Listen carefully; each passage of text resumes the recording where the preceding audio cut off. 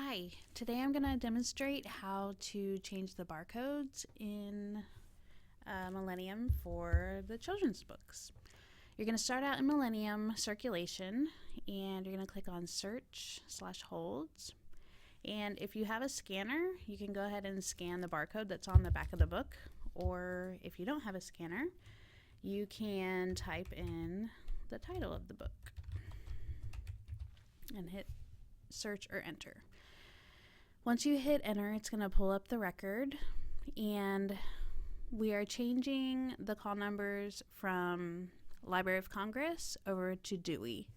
So you'll see that the call number is listed right here in Library of Congress. The first thing I check is the record number. So I click here on record. If right here the call number is listed, then I go ahead and change the call number there.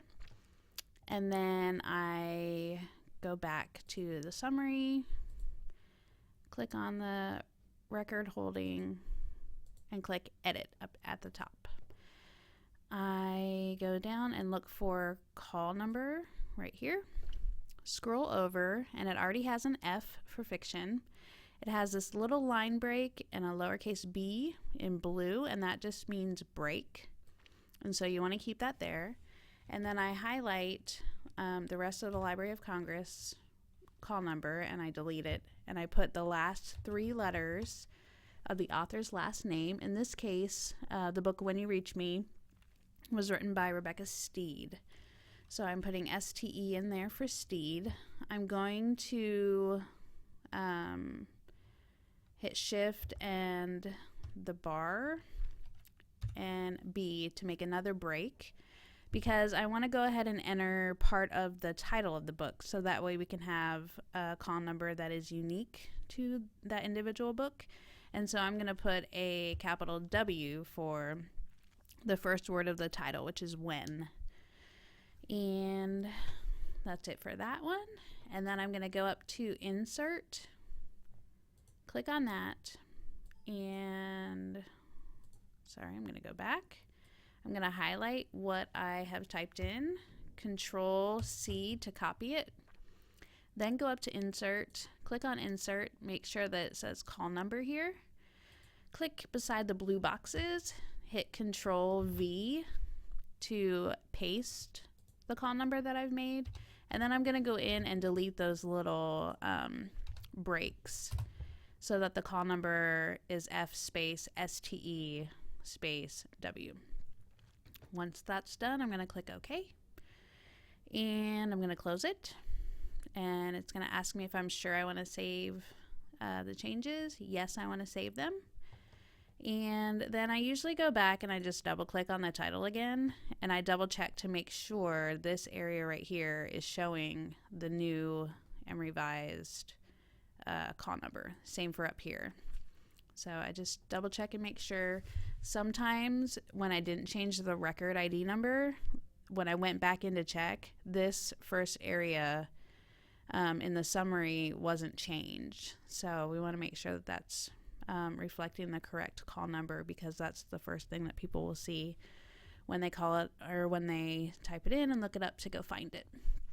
So that is how you change the call number in a fiction book. If you are changing the call number for a biography book, the protocol for biographies is a little bit different. So I'm going to use the book Rosa as an example. Again, we want to stick to trying to have a unique barcode for each book. So when we do the spine labels for biographies, I want to stay true to the person that the book is about, because I feel like those are easier when people are trying to search for them. So I'm going to put, in order to make my changes, now here's an example of when I click on the record, right here is the call number. So I'm going to go ahead and make my changes in the record ID slot first. So I'm going to leave the B there for biography, and then there will be a space, and this book Rosa is about Rosa Parks. So I'm going to put PAR for the first 3 letters of the person's last name that the book is about. Because that way then all of the books about Rosa Parks will be in the same area on the shelf and easier to find. But in order to have that special distinguished call number, I wanted to try to think of a way to distinguish that. So we put the first letter of the author's last name who wrote that book. And in this case, it was written by Nikki Giovanni. So I'm going to put G in the next space for Giovanni. And that part is done. So I'll go back to, cancel. So I go to edit. And I'm going to do the same thing in my call number here. Only I need to put my line and my break. It needs to be lowercase b. And then again, G for Giovanni. And then sometimes in the record it's listed twice. So I just go ahead and change it. I Control-C to copy, Control-V to paste that. And so now they're the same. And then I'm going to go up to our last place and our third place, which is the insert box.